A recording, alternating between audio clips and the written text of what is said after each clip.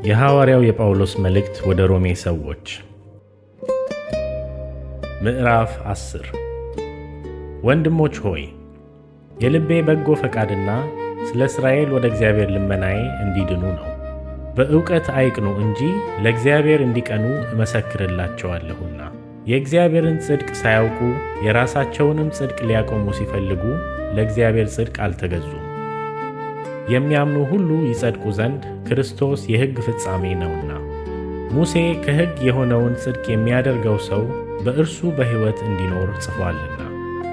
ከእምነት የሆነ ጽድቅ ግን እንዲህ ይላል፣ በልብህ ማን ወደ ሰማይ ይወጣል አትበል፣ ይህ ክርስቶስን ለማውረድ ነው።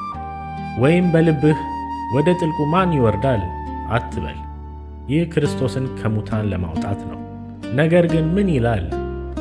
በአፍህ በልብህም ሆኖ ቃሉ ቀርቦልሃል። ይህም የምንሰብከው የእምነት ቃል ነው። ኢየሱስ ጌታ እንደሆነ በአፍህ ብትመሰክር፣ እግዚአብሔርም ከሙታን እንዳስነሳው በልብህ ብታምን ትድናለህና። ሰው በልቡ አምኖ ይጸድቃልና በአፉም መስክሮ ይድናልና። መጽሐፍ በእርሱ የሚያምን ሁሉ አያፍርም ይላልና። በአይሁዳዊና በግሪክ ሰው መካከል ልዩነት የለምና አንዱ ጌታ የሁሉ ጌታ ነውና፣ ለሚጠሩትም ሁሉ ባለጠጋ ነው። የጌታን ስም የሚጠራ ሁሉ ይድናልና። እንግዲህ ያላመኑትን እንዴት አድርገው ይጠሩታል? ባልሰሙትስ እንዴት ያምናሉ? ያለ ሰባኪስ እንዴት ይሰማሉ?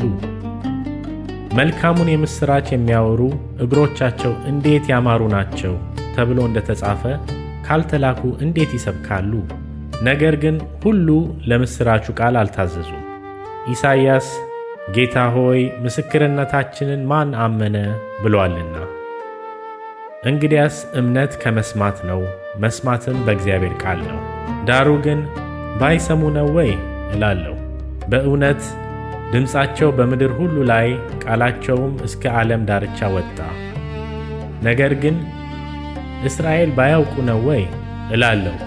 ሙሴ አስቀድሞ እኔ ሕዝብ በማይሆነው አስቀናቸዋለሁ፣ በማያስተውለውም ሕዝብ አስቆጣቸዋለሁ ብሏል። ኢሳይያስም ደፍሮ ላልፈለጉኝ ተገኘው፣ ላልጠየቁኝም ተገለጡ አለ።